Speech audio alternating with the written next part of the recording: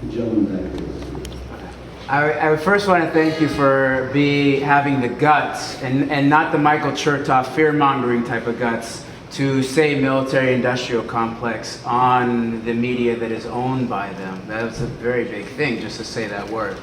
So, and for articulating this massive challenge of our age, which is how do we transform a global a military economic empire into actually taking on the economic and ecological crises of our times. And so you mentioned this idea of understanding the structure behind every single war. But before there was a military-industrial complex, there was still events that got us into war, such as these provocations, false flag provocations. And so being that you talked about being at the helm and directing this massive ship that needs to turn very quickly, Buckminster Fuller, right? Buckminster Fuller, he brought up this idea of the trim tab. And I would say, I want to get your sort of take on the trim tab of how we sort of move this massive military ship towards ecological sustainability by putting the understanding of false flag terrorism in the hands of the people. Because if you look at we know the Spanish didn't blow up the Maine. We know the Polish didn't attack the Germans at Gleiwitz. We know the Gulf of Tonkin was a hoax. And we're beginning to find out that 9/11 was treason of some sort, and the ongoing cover-up is also treason. So would you explain what the power of that kind of understanding you think is? I don't have any magic solution to that. All I can do is, and I think the book speaks to that, is address the problem, describe it as imperialism, and the fact that imperialism speaks to our triumphalism and is sustained by the military-industrial complex.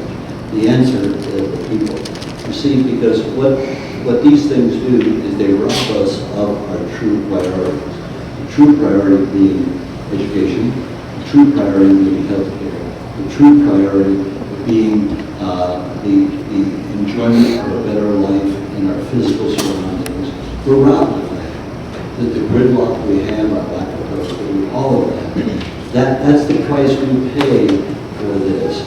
And that's why when I point my finger at Wall Street and say, well, that's wrong for them to have all that power, because they're always going to play games with the rest of the wealthy people.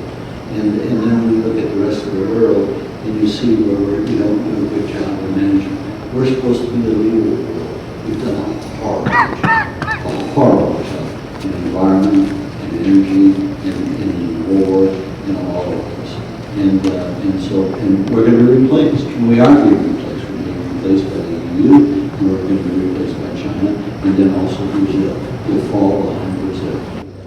And I appreciate this analysis, but are you willing to speak to my specific question in terms of the move to global governance is an interesting one, but global governance, just like any level of governance, can be corrupted and taken over by the coup faction, just like our own republic of we the people. Depends on the structure. It doesn't have to be. Depends on the structure. But if you don't empower the people with the knowledge of...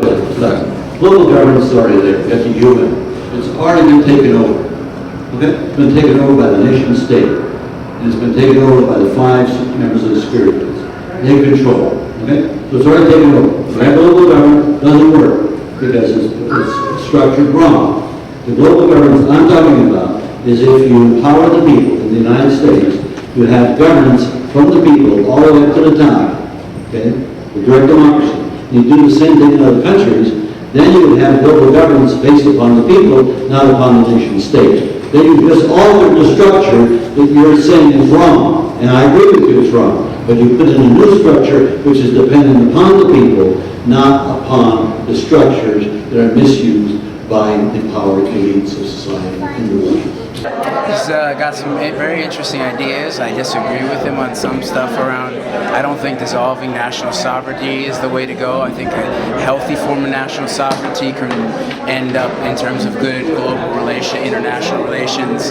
But in terms of his stuff, in terms of turning the corner away from oil, I think he's got some incredible ideas. I do wish that he would talk about the mechanism of false flag terrorism, because even if you have a healthy global governance in the hands of the people, you can still have people that do provocations, terrorize people's hind brains, and just like Hitler and Goebbels said, nothing drives the populace like fear and terror. So if you won't identify that and help the people identify it for themselves, then you're always going to be susceptible, no matter how much power of governance the people have in their hands, to it being hijacked by coups. So very crucial, I would say, and it is the trim tab. If the American people understood it, then we could make this shift very, very quickly. So I would like for him to answer it. And being an intelligent, having experience intelligence in military, I think he understands a little bit about it, and I'm not sure why he's not willing to really talk about it. So I'd like to ask him.